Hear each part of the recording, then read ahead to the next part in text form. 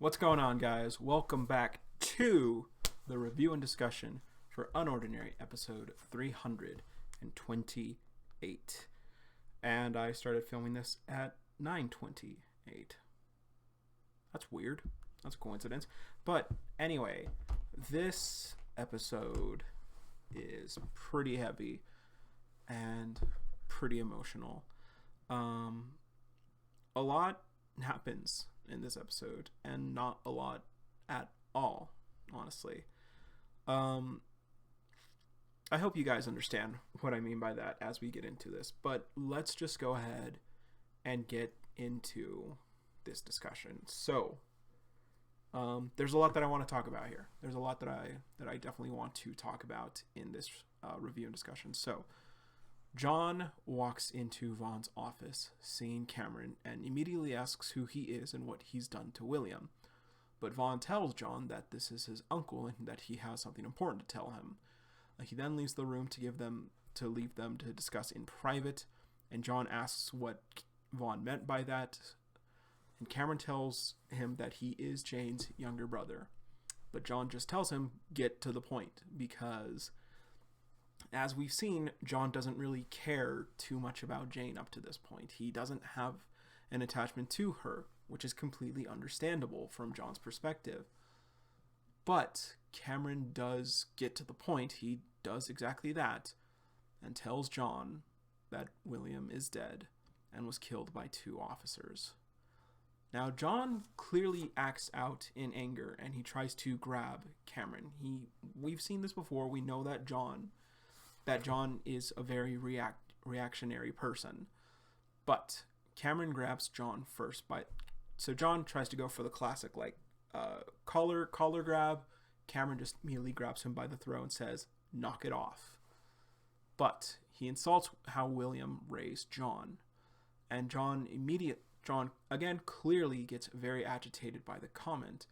And he retaliates by telling Cameron that William did more for John than Jane did, and it's her fault if he's so ill-behaved. And of course, Cameron tells him not to talk badly about his mother that way, because she also made sacrifices for John. This conversation is really interesting. There's a lot in this conversation that I'll get to right now. But basically, yeah, John just kind of says hey, fuck mom, fuck you. I don't care about the two of you. I don't have any attachment to my mom. And Cameron obviously gets very, very agitated about that. So he hands John the photos and the letter and tells him that he's not going to deal with any tantrums, and he tells him to call him when he's ready to be civil. Now, outside in the hallway, Vaughn talks to Cameron briefly, and Cameron also mentions that no one's ever dared to speak to him that way, the way that John did, kind of in anger, kind of like that. And a real quick brief sidebar, I love this line a lot because Cameron is related to the strongest character we've seen up to this point in the series. Cameron will most likely be one of the strongest characters in the series as well. And so I love that because he's probably right. No one's probably talked to him that way before because we've seen it in this world before. People are terrified by power. People are scared of those who are stronger than them. People will bend the knee and do anything they can to be on the good graces of anyone with power. But John doesn't care who you are. John will stand up for himself, and he doesn't care if he may be outmatched. He's rarely afraid to stand his ground. There are some exceptions to that, like when it comes to Keon. But John, ever since he got his ability, John has never been afraid to deal with things in his own way. John has never been afraid to say, I don't care who you are. And even back when he was playing Cripple, he bumped into Arlo and he said, hey, sorry, my bad, bro. Sorry about that. He told Sarah, hey, this cake is mine. Get fucked. John's confidence, even in moments of weakness, John's confidence is always there. John is someone who is, like Sarah mentioned way before, is truly extraordinary, because John's not afraid to go after what he wants. And it's that confidence that I love that is shown so early on that gets broken down later in this episode. So getting back to the discussion, Vaughn then tells Cameron that he should have considered John's feelings of being overwhelmed from this awful, horrible news from someone, a relative he's never met before. But John reiterates he'll start to consider John's feelings when John acts his age. Now, some people are very, very upset with how Cameron handled the situation, and I totally get it. He handled it incredibly poorly and very badly. But based on what we've seen, it seems like Cameron lives alone. He has no contact with his sister. We don't know. He had no contact with his sister. We know nothing about the rest of their family or their parents, that family dynamic. And it seems like Cameron just lives alone with his maid, Marisol. There's not really a connection there. He has some connections, like Scarlett, the telepath lady thing, but it seems like he lives alone. He doesn't get along with people, which reminds me of someone that we know quite well. So I get why people were angry with Cameron, because yes, he handled his conversation with John, but I do also understand his point of view. Now, who's a lot like Cameron based on what we've seen? John. I think that John is a lot like Cameron. Just like how John's older hairstyle kind of coincided with him trying to be looking similar to his dad, but also trying to be like his dad. His new haircut is pretty similar to Cameron's, in my opinion. Nowhere near as close as the bowl cut to William, don't get me wrong, but I definitely still think that his new hairstyle, is a bit reminiscent of Cameron's hairstyle now. But not only that, they're both clearly angry. They're both hot-tempered individuals. And while I said before, I thought that John got his angry side from William because William threw the remote at the TV. It seems now more like he's getting it from Cameron or from Jane's side of the family. And in this scenario, both of them are defending the side that they have a personal connection to, that they are closer to. John is defending William because he raised him alone and did everything he could for John, while Cameron is defending his sister who gave up her freedom so that her family can live in peace. Despite how Cameron acted when William brought this news to him, despite the coldness that Cameron displayed, like, I haven't talked to her in years, why should I care? She never loved you. Like, get over it. When he saw the proof and when he came to it, he pushed all that aside and realized, my sister has been in danger. Oh gosh. And even for William, someone that he clearly despises, Cameron had a moment of, I should have helped him sooner. He's gone because of me. Now, like I said, I understand both sides of the coin here. And going back to everything, it just seems like this is two versions of the same person. Two members of the same hot-headed family going at each other, which the side that they think is right. And neither side is inherently wrong here, because even William admitted, because Cameron insulted William's raising of John. And while we of course know that William was an amazing dad, even William admitted himself before he wasn't able to handle John's upgrowth once he got his ability, and blamed himself at times for being too weak. William felt guilty because he couldn't help John find out and figure out how to control his power. John got out of hand, and William started to blame himself because he was born weak. And also, Cameron only just met John. He doesn't know everything that John's been through. To him, John's just another person acting very, very poorly, which, let's be honest, John absolutely does at times. Whenever he would get angry with Arlo, when they were first meeting each other, he punched Arlo. He grabbed Arlo by the collar. John is a very angry person, and he needs to work on that. He needs to work on his emotional reactions. Even after everything they've been through together, the moment John heard complete lies from a person he never should have believed about Arlo, John's immediate response was, "We shouldn't have fucking trusted you. Are you kidding me?" And he got physical with Arlo. It's something that John absolutely does need to work on. And we can't forget this. John isn't a child anymore. He may be a third-year high school student, but John is the same age as Arlo. John is 18 years old. Under normal circumstances, John would probably be working for the Bureau or going into some job at this point. John is an adult. But it's his anger that held him back and kept him back because he still needs time to mature and grow up. So I get it. I get why people are angry with Cameron, but I do see Cameron's perspective here.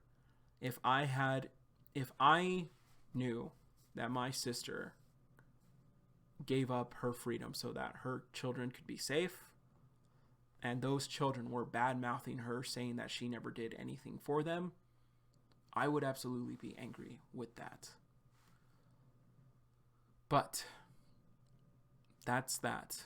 Cameron leaves, says that he'll consider John's feelings after John's ready, and Vaughn walks back in, and John asks to head back to his room. And here, John sits alone in his room, holding on to William's last physical copy of UnOrdinary, the manuscript that he printed just for John, crying, realizing now why William hasn't been answering his phone calls. And John's one little detail that Uru points out, or Uru does, that I do like, is that John says in the moment that he believes it was done just because UnOrdinary resurfaced. He's crying. He's broken because the one person who's always had his back, who's always been his number one advocate, who helped John the most in his time of need, is gone. And he looks at what Cameron gave him, and he goes to it and sees it's a letter from Jane. John has a brief moment realizing that Mom wrote something for them, but he crumples it at first. And then he remembers that Cameron said that John has no idea what Jane sacrificed for him, and he goes to read it again. He looks at it for a moment and picks it back up. And he reads it. And this is both my favorite and least favorite moment in the series. Not least favorite because it's bad or anything, but because it's so beautifully tragic and it's so sad to see this. This is a John we haven't seen before. So, while reading the letter and realizing why Jane actually left, there's one little snippet that Uru includes that I believe is John remembering a moment as a baby when Jane was carrying him and smiling at him. A moment where John remembers her love and what it felt like. And it's also here that John reads William's note where he says he'll give the authorities hell. And he realizes that William purposefully re-released UnOrdinary as Untitled to get revenge on the Bureau. And in this moment, John breaks down because he's alone. And he wonders if either of his parents had ever thought about what would happen to him. That even though they did this for him, even though this was for him, Jane left to protect him. William wrote UnOrdinary for John and republished it in a moment of anger because he wanted to give the authorities hell for taking his mother away. Even though all of this was done out of love for their son, John asks, did they ever consider what would happen to him now that they're both gone? Did it ever occur to them the position he would be put in, how lonely he would be as a result of their actions? As we've touched on before, parents aren't perfect. But I think it's clear that there's nothing but love. There was nothing but love for John from both parents. But it was love that came with great sacrifices, and love that left John so alone. Now, touching on this, and why I say we've never seen John like this before. Because yes, we've seen John cry, we've seen John break down, we've seen all of it, but we haven't seen it like this. I know we all want Joker back. I know, and as much as I would also love to see that happen, and to see him completely obliterate the authorities, that's not who John is anymore. That's not who John wants to be. He wants to be better. He wants to be like the hero in UnOrdinary. He wants to be like Sarah. He wants to be like Remy, Blake, and Ison. He wants to be someone proud, someone that he can be proud of, like the superheroes he used to admire. John is trying very hard not to be the person he was before. Could John take out the authorities with the help of Cameron going about it the way he used to, if Cameron agreed to? Probably. But that, John wouldn't have grown from that. Now, John had a moment in this episode of lashing out.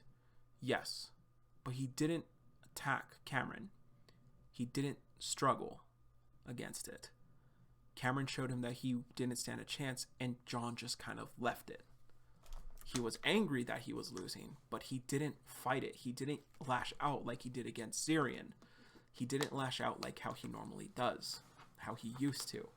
He threw away the letter, but he immediately realized that he needed to read it. He threw it out in anger because he didn't want anything to do with his mother. But he remembered what Cameron said, and that Cameron said, "You don't know what she sacrificed." And John just looked at it, trembling still, and knew he had to read it. And it broke him. The truth broke him. John's not going on a rampage. He's not lashing out in anger. He's not yelling and blaming anyone. He's not shutting himself out away from everyone to keep his armor up. He did it because he knew he needed space. John's not crying. John's not crying because he hates himself right now. John's crying because probably for the first time in his life, things are awful. Things are truly, truly terrible. Things can't go back anymore. When he got expelled from New Boston, his dad was still there. When he came home from the readjustment facility, broken back then, his dad was there, and his dad wrote an amazing book that helped him get through hard times. When he got suspended from Wellston, actually, when he got his ass kicked when Arlo tried to kick his ass, and John was broken back then, Dad showed up and had a heart-to-heart with John, but John still loved seeing his dad. When he went back to New Boston after getting suspended, Dad was there and told him, "You're still my son and you're still growing, and what they did to you is not okay."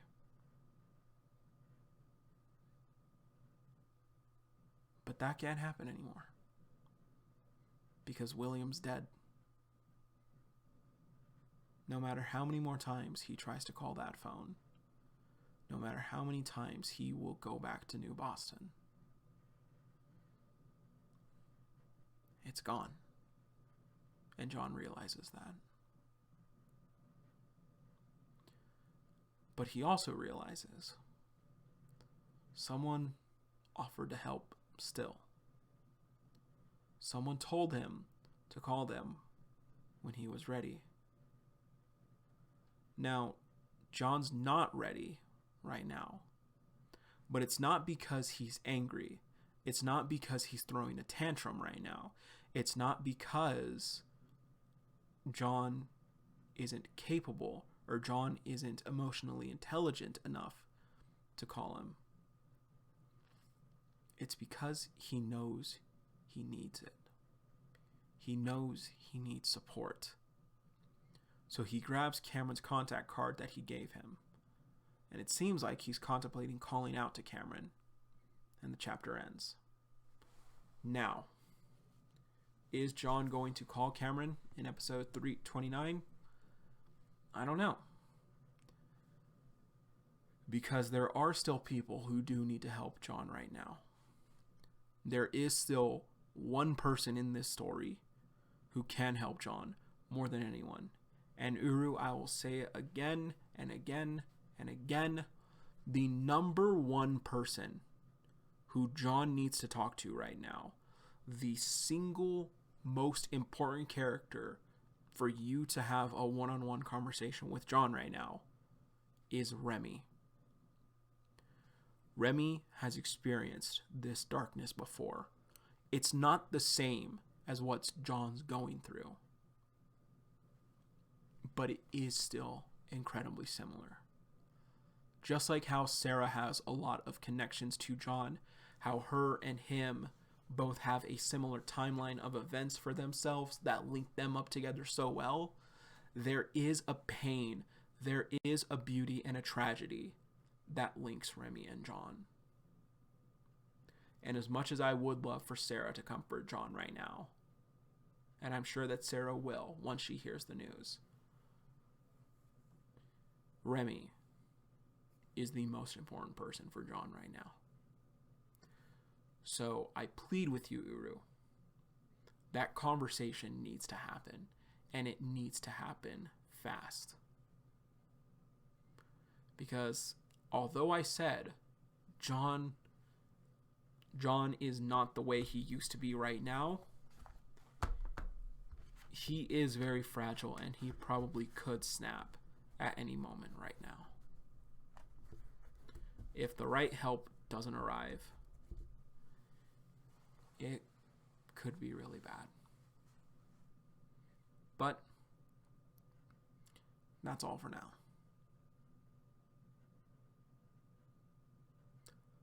I'm going to say it.